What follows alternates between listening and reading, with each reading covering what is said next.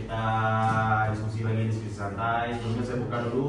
Assalamualaikum warahmatullahi wabarakatuh. Waalaikumsalam warahmatullahi wabarakatuh. Baiklah, hari ini kita akan diskusi sedikit hal terkait isu-isu yang ada di kantor pencarian dan pertolongan kelas B Jambi berkaitan dengan kedudukan dan peran ASN atau Sumber ASN. Nah, dari kawan-kawan di sini kira-kira isu apa yang bisa kita angkat untuk kita diskusikan? Ada yang punya saran atau apa? Izin. Ya, boleh silakan. Mungkin kalau saran dari saya melihat kantor kita ini mungkin bisa jadi minimnya pembinaan dan penguatan kompetensi ASN SAR dalam pemanfaatan alat teknologi berbasis digital. Mungkin seperti drone atau GPS. Mungkin itu yang bisa jadi pembahasan isu kali ini. Kurangnya pemanfaatan apa tadi? Pemanfaatan alat teknologi berbasis digital. Alat teknologi berbasis digital ya. Digital, oke. Ada lagi yang ingin menambahkan isu? Belum kita bahas nanti satu persatu. Ada? Izin jawab. Kalau menurut saya isu yang ada ini yaitu pelayanan publik berbasis digital. Jadi yang berisu seperti belum semua masyarakat dapat mengakses informasi atau layanan SAR secara daring. Jadi peran Smart ASN-nya yaitu meningkatkan akses layanan publik SAR secara online yang lebih rinci lagi dan lebih detail seperti pelaporan kejadiannya, permintaan bantuan dan pelacakan tim SAR. Kemudian membuat kanal informasi digital, website, media sosial, hotline, online yang responsif dan informatif. Jadi seperti mempunyai kanal tersendirinya gitu, mengenai instansi SAR kantor SAR tersendiri. Kemudian mengoptimalkan dashboard informasi bencana agar masyarakat bisa memantau operasi dan status evakuasi secara langsung. Itu menurut saya. Berarti lebih ke kanal platform ya. Ya. Untuk masyarakat jadi tahu bagaimana pelayanan kita ketika masyarakat ingin minta bantuan begitu seperti itu ya. Ya. Oke, sip. Jadi kita dapat 2 isu nih. Ada lagi yang ingin menambahkan isu terkait yang ada di kantor pencarian dan pertolongan kelas B Jambi ini? Atau langsung kita bahas nih soal perihal isu tadi?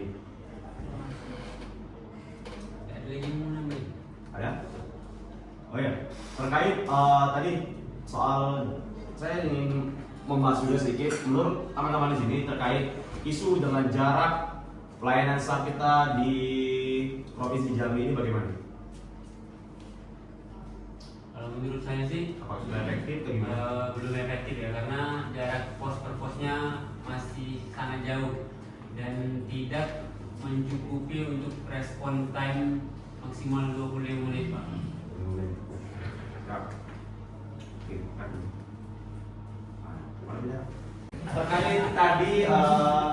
Terkait tadi perihal 25 menit, jadi untuk pos ataupun pelayanan kita soal pelayanan SAR yang ada di Jambi itu belum efektif ya? Benar sekali. Oke. Baiklah, kita cut dulu sebatas 3 isu ini. Oke. Saya ingin teman-teman membahas dulu isu yang pertama, yaitu adalah seperti ini, kurangnya pemanfaatan alat teknologi yang ada di kantor SAR ini. Nah, menurut kawan-kawan, kenapa hal ini bisa terjadi? Izin menjawab. Ya, silakan. Karena seringnya dan kurangnya sih kompleksitas kita tentang penggunaan teknologi digital seperti drone, GPS itu sangat kurang sekali untuk pelatihannya. Penyebabnya menurutnya kenapa? Untuk minimnya pelatihan ini mungkin tentang kurangnya kurangnya coach mungkin yang sangat berpengalaman di bidang itu, dan juga mungkin tentang kurangnya kemampuan kita. Aku tidak tahu Tentang pelayanan publik berbasis digital. Oke. Jadi gini, tadi kan 25 menit ya. Berarti untuk di Provinsi Jambi karena wilayahnya luas ya, mungkin dengan minimnya pos yang ada sekarang mungkin efektivitas kita soal waktu itu masih lambat ya. Oke, baiklah, kita akan bahas dulu satu persatu hal itu tadi. Yang pertama akan saya bahas itu adalah kurangnya pemanfaatan alat teknologi. Nah, tadi yang saya ketahui itu menurut kawan-kawan itu penyebabnya apa? Izin menjawab. Ya, silakan. Untuk penyebab minimnya kompetensi digital ASN di SAR ini, yang pertama kurangnya pelatihan rutin dan terstruktur. Banyak pelatih teknologi digital yang hanya dilakukan sekali dan tidak masuk dalam program pelatihan yang berkelanjutan. Untuk yang kedua, keterbatasan anggaran dan fasilitas. Anggaran pelatihan terbatas menyebabkan sulitnya kita untuk melakukan pemerataan pelatihan. Yang ketiga, ketimpangan akses teknologi dan infrastruktur. ASN di wilayah terpencil seringkali tidak memiliki akses terhadap perangkat digital maupun jaringan internet yang stabil. Yang keempat, rendahnya literasi digital ASN. Beberapa ASN masih memiliki keterbatasan dalam penggunaan perangkat digital sehingga sulit mengikuti perkembangan zaman. Iya, ASN memang ini gimana? Ada beberapa ASN memang sulit untuk mengikuti teknologi zaman sekarang. Ya, benar. Mungkin ini jadi PR untuk kita bersama kawan-kawan, bisa jadi rekan-rekan bisa tolong kita ajarin ya soal teknologi biar melek teknologi. Oke, untuk solusinya kira-kira apa menurut dari saudara ini? Solusinya?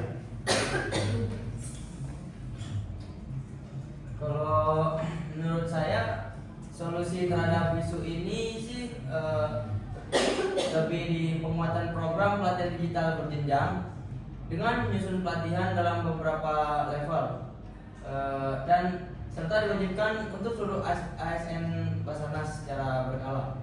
Lalu optimalisasi e-learning dan LMS, dan juga ada pemetaan kompetensi serta kebutuhan pelatihan individu. Dengan setiap ASN memiliki profil kompetensi yang terdata sehingga pelatihan dapat sesuai dengan kebutuhan dan penugasan. Lalu kolaborasi dengan institusi pendidikan dan teknologi, dan insentif penghargaan untuk ASN berprestasi dalam digitalisasi dengan diberikannya reward bagi ASN yang menyelesaikan pelatihan digital atau berhasil mengimplementasikan teknologi dalam operasi SAR.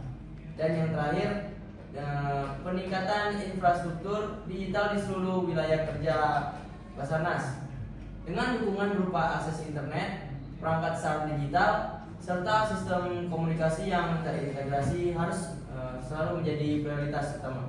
Oke, siap, terima kasih. Mungkin nanti untuk bagian isu pertama nanti boleh dibuat catatan atau apa yang poin-poin penting ya. Oke, kita akan lanjut ke isu yang kedua, itu adalah pelayanan publik berbasis digital. Siapa tadi yang bertanya? Baik, dari saya. Kalau menurut saya penyebabnya itu dari SDM-nya sih, kayak dari pengolahan mulai teknologi yang diberikan oleh SAR sendiri udah sangat canggih-canggih, tetapi kalau menurut saya penyebabnya itu SDM-nya itu masih kurang yang seperti bisa menekuni. Ada, namun tidak cakupannya tidak menyeluruh, hanya orang tertentu saja. Jadi kalau menurut saya, semisalnya itu cakupannya luas, para personel pada sudah sangat melek teknologi semua, itu bisa mengembangkan seperti pelaporan-pelaporan yang lebih detail untuk masyarakat lebih tahu mengenai SAR, lebih dominan kepada pengembangan soal update-nya. Namun solusinya itu kalau menurut saya seperti mengembangkan dan memanfaatkan aplikasi pelaporan digital. Misalnya sistem laporan real time berbasis mobile web, kemudian mengelola basis data operasi SAR dengan sistem cloud atau internal server yang aman dan mudah diakses. Kemudian mengasihkan laporan dokumentasi digital untuk evaluasi dan audit operasional. Baik, itu saja menurut saya. Untuk solusinya kira-kira apa?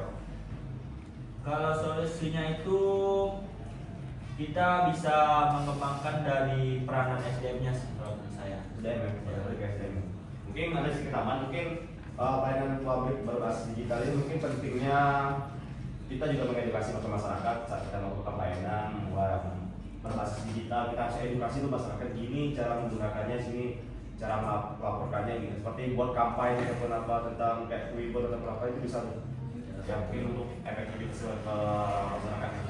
Oke, kita lanjut yang terakhir soal efektivitas tadi. Ada yang ingin apa menjabarkan tadi efektivitas soal isu jarak pelayanan SAR kita yang ada di Provinsi Jambi? Ya, boleh silakan. Menambahkan kondisi kita ini tentu menjadi hambatan nyata seperti yang kita ketahui wilayah Jambi ini sangat luas dan terdiri dari banyak kabupaten, terus juga ada daerah-daerah terpencil. Namun sayang beberapa pos yang kita miliki masih sangat terkonsentrasi di wilayah-wilayah tertentu, sehingga ketika terjadi kejadian darurat di lokasi yang jauh dari pos terdekat, waktu respon kita menjadi sedikit terhambat. Bayangkan jika lokasi kejadian berada di mungkin 25 menit ke atas mungkin dari pos terdekat. Padahal dalam kondisi darurat, setiap menit itu sebenarnya sangat berharga. Ya, ini bukan soal logistik atau operasional, tapi menyangkut nyawa masyarakat. Dari hasil analisis yang saya lakukan dengan pendekatan SWOT, saya menemukan beberapa poin penting. Yang pertama, kekuatan kita adalah kita sudah memiliki jaringan nasional SAR dan personel yang sangat terlatih. Yang kedua, namun kelemahan kita adalah distribusi pos yang tidak merata dan keterbatasan anggaran untuk pembentukan pos-pos baru. Yang ketiga, di sisi lain ada peluang dari data kerawanan bencana nasional yang bisa kita manfaatkan sebagai dasar penataan ulang pos. Tetapi juga ada ancaman berupa keterlambatan respon yang bisa memperbesar resiko kegagalan operasi penyelamatan. Untuk dari sini ini saya ingin mengajukan beberapa usulan strategis. Oke, boleh silakan. Apa aja? Di antaranya yang pertama, pemetaan ulang lokasi pos SAR berdasarkan peta atau karawangan bencana nasional. Yang kedua, pengembangan mobil unit SAR untuk menjangkau wilayah-wilayah terpencil. Yang ketiga, penguatan kolaborasi dengan pemerintah daerah atau pemerintah setempat. Terus yang keempat, evaluasi tahunan terhadap efektivitas dan cakupan wilayah pos SAR yang sudah ada. Saya sangat berharap isu ini bisa menjadi perhatian yang sangat penting dan bersama, dan mungkin bisa masuk dalam perencanaan strategis kita ke depannya. Oke, siap. Oke, terima kasih teman-teman sudah hadir. Sekarang nanti untuk referensi Mbak F untuk dicatat apa yang tadi yang ini tadi direkam untuk kita lapor kita untuk pimpinan. Oke, terima kasih rekan-rekan sudah hadir untuk ngobrol santai pada hari ini. Mungkin nanti silakan teman-teman atau rekan-rekan disusun lagi, cek poin-poin pentingnya. Oke, dengan ini saya tutup. Saya akhiri. Wassalamualaikum warahmatullahi wabarakatuh. Waalaikumsalam warahmatullahi wabarakatuh. Ikram jaga seragam, profesional, Modern, terlebih. Ya.